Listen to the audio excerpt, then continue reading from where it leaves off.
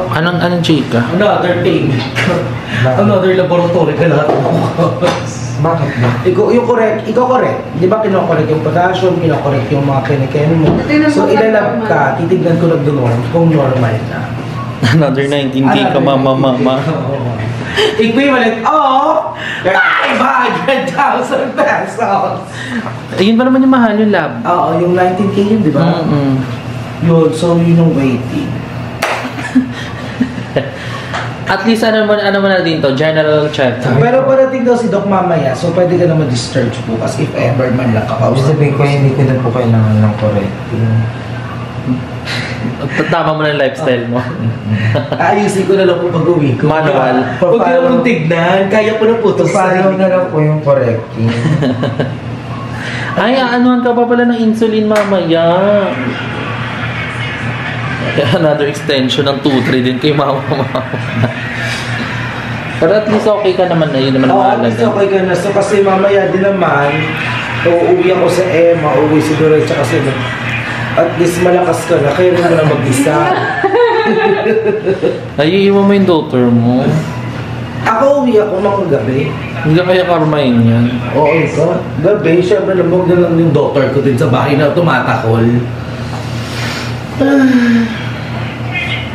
So po kanina, pumunta ako ng billing office dahil pinapacheck natin day by day kung magkano yung billing, and nagulat din si Ayala. So ito na po ang total bill niya, which is 38,000. Ang pinakamahal po dito is itong laboratory and diagnostic. And hindi pa kasama yung doctor's fee. Ayan, 0 pa siya. So hindi pa kasi nakapag-rounds yung doctor. Kaya ano, and sobrang mahal talaga mga hospital, mama. Yun yung mga bagay na dapat mo talagang pag-iipunan. Na para ba nag-every upload ka para dito?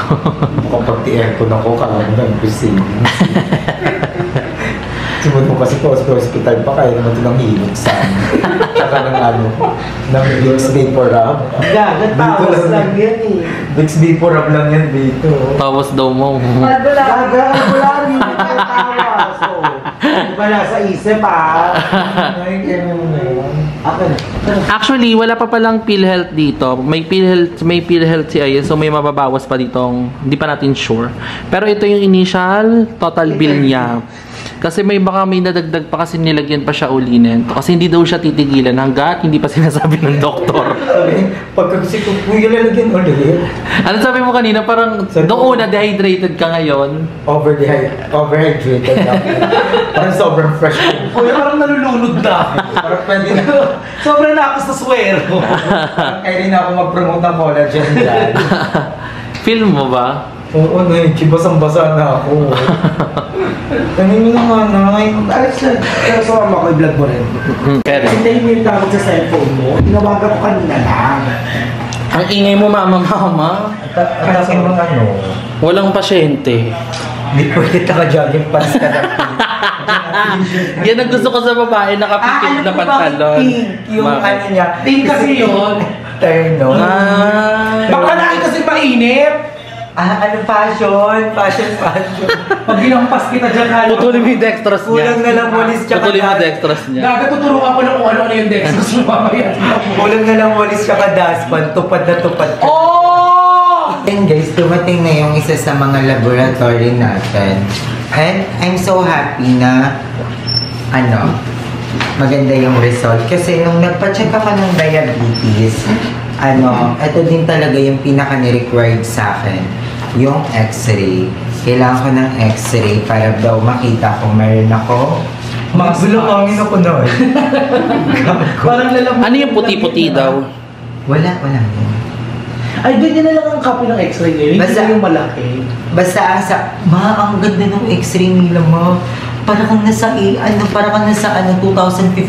Ano daw ba? Parang robot yung iniikot na ganyan, tapos may umiikot na lang sa ulo mo. Sabi ko, ay tagay, tapos may idadapa na lang sa likod mo.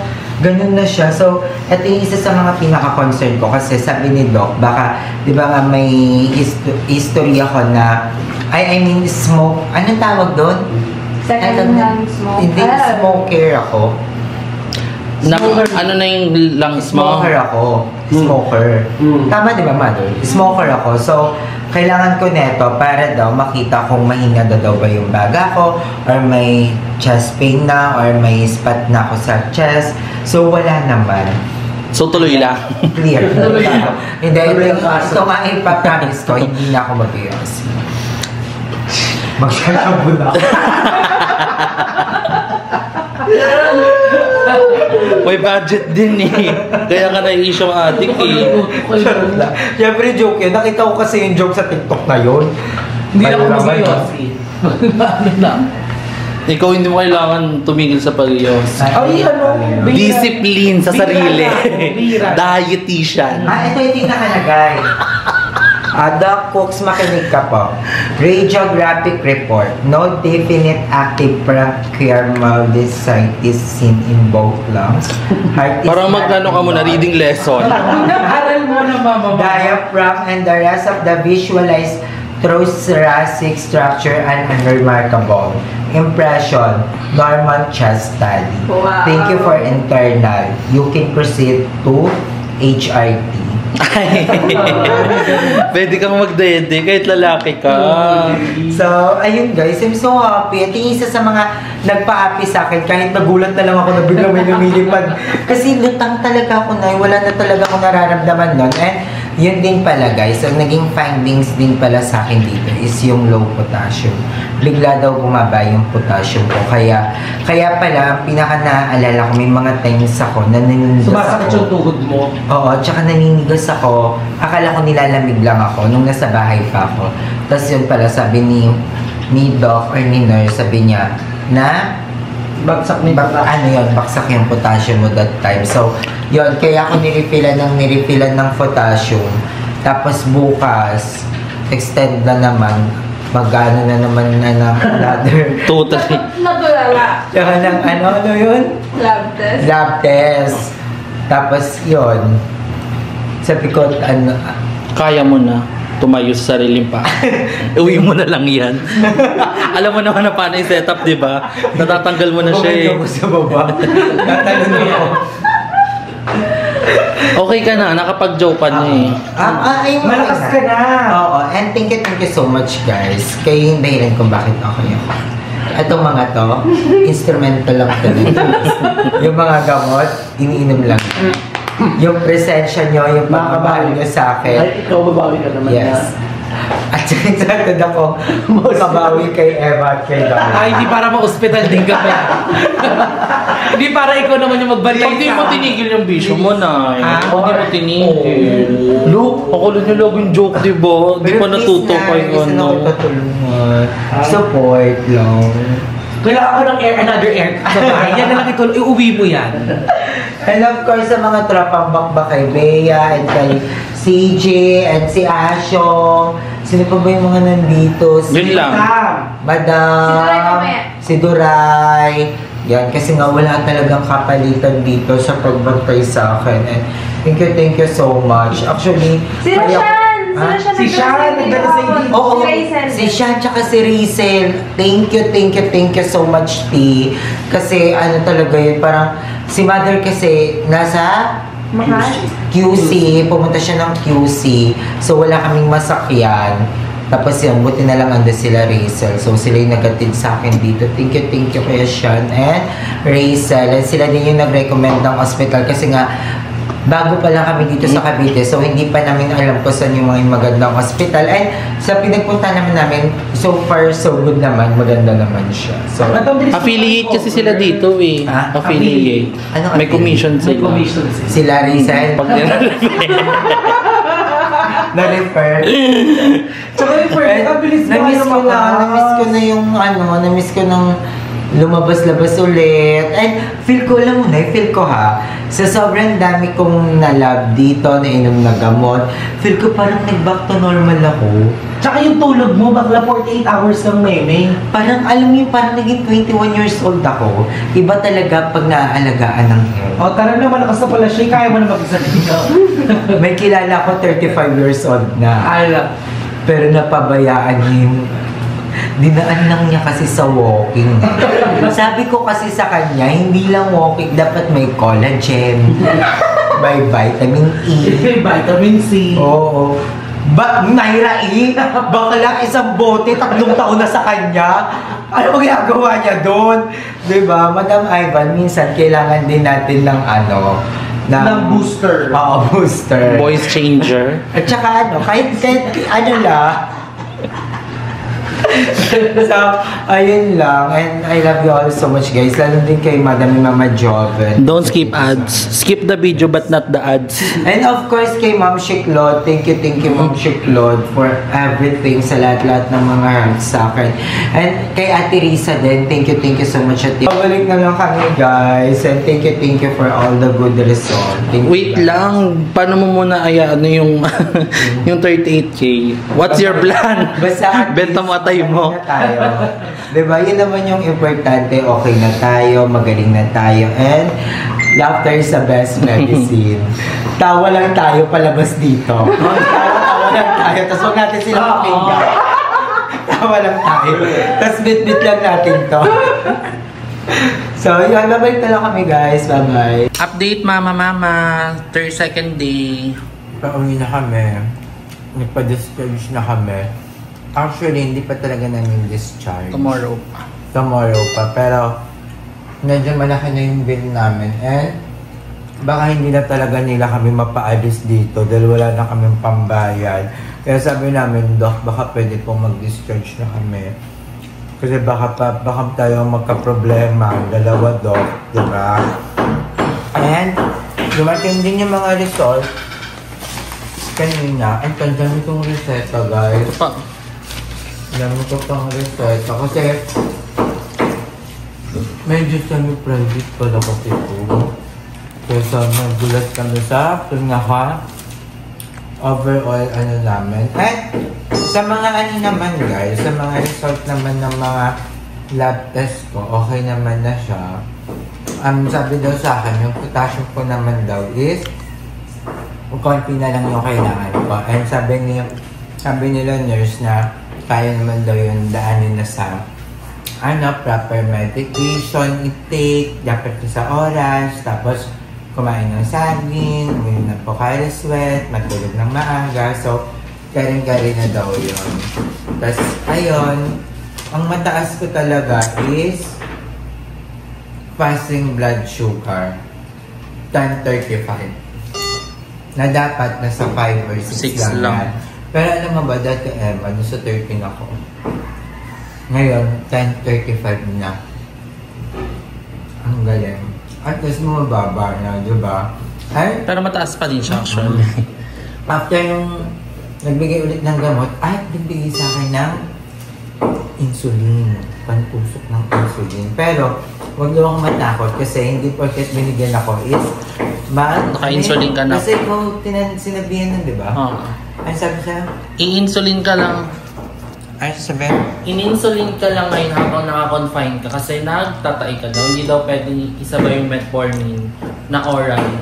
Kasi nakaka-alboroto daw ng tiyan yung metformin. Kaya para maano yung sugar mo, tinusukan ka muna. Pansamantala, pero hindi ka pa for insulin talaga for the rest of your life. Kaya paligid.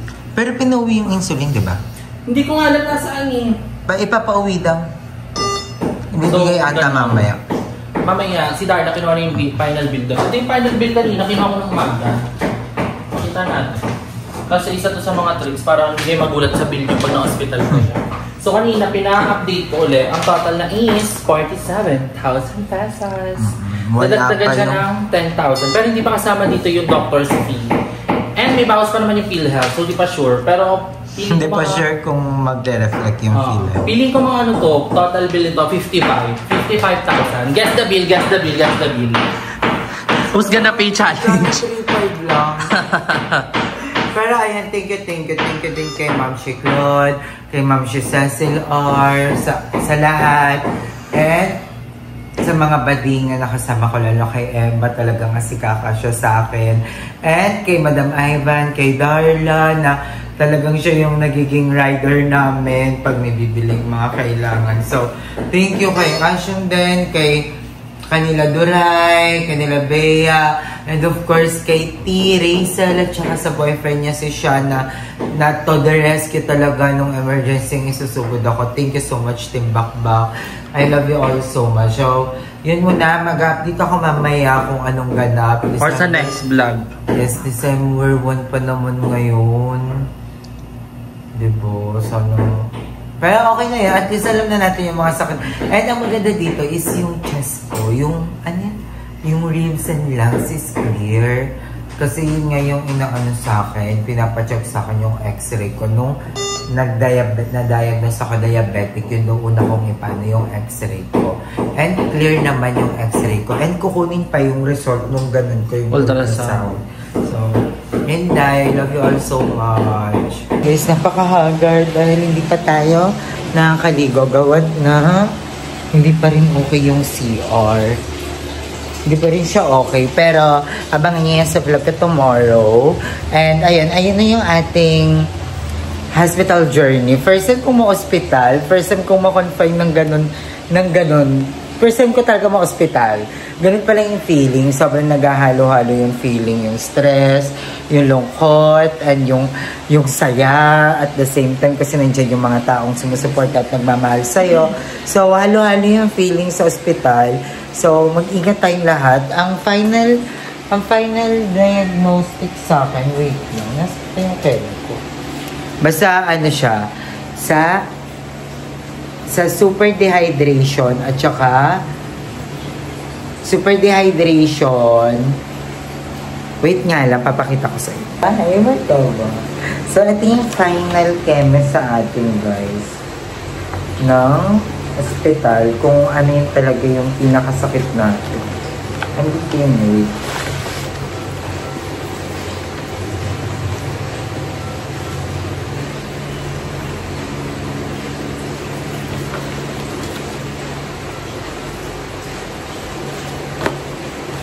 Yan, nasa isang ano lang siya, para bongga.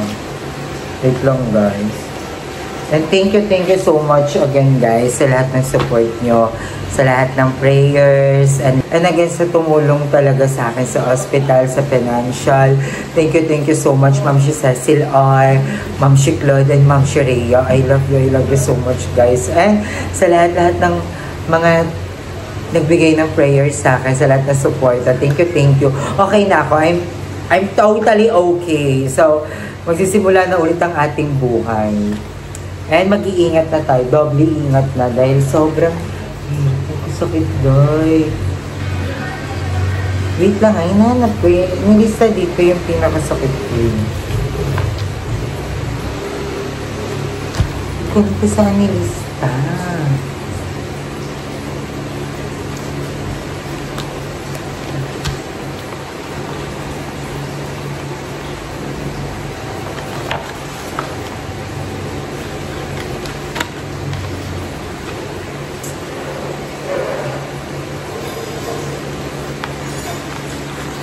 Hello, ito makuliko. Wala naman dito sa resibo. Anong pinakita yun sa akin eh? Anong pinakita ko yun dito eh? Pero ano siya, parang super duper hydration. Severe dehydration kasi. Oo, severe dehydration at saka eto. Ayun dito. Ayan, final diagnosis. NICD-10 codes. Acute amoebic dysentery. Tsaka amoebiasis unspecified. At saka non-insulin dependent diabetes mellitus without complication. So, yun yung mga final verdict ng hospital. So, thank you so much, guys. Ako, magpapagaling pa ako. Meron pa akong mga antibiotic dyan good for 1 week. And nabili ko na lahat ng gamot. Thank you so much. Thank you so much, Ma'am si Cecil R. Thank you so much, Ma'am si Claude and Ma'am si Rhea. Ang aking mga power pop girls. Thank you so much. At thank you din kay Ate Risa. Kasi si Ate Risa yung nagiging instant savings ko. So, thank you guys. And kay Emma at kay Darla na super nagbantay sa akin. Si Emma tamad yun, guys. Pero, yun nga yung kwento ko nga sa inyo na pag may bibilihin, talagang bibilihin niya kahit kakagising niya lang. Marinig niya lang na may ipapabili yung doktor kahit tulog siya, bibilihin niya na sa baba. So, thank you, Mama Emma. And si Mama Emma yung nag-vlog takeover sa akin, no? Nag-vlog ako nung una, at siya din nag-edit, at siya din naghanap ng uploading kasi sobrang hina ng signal doon sa hospital. So, naghanap pa siya ng malakas na na wifi. So, thank you so much. And thank you so much, Ma'am Shelody din. I love you so much. Guys, sa inyong lahat, thank you. Sa lahat ng mga ma'am ko, I love you all so much. And hanggang dito na lang, Lord. Thank you for another life, Lord. Aalagaan ko to. And Mama at Papa, thank you so much. Thank you. Bye.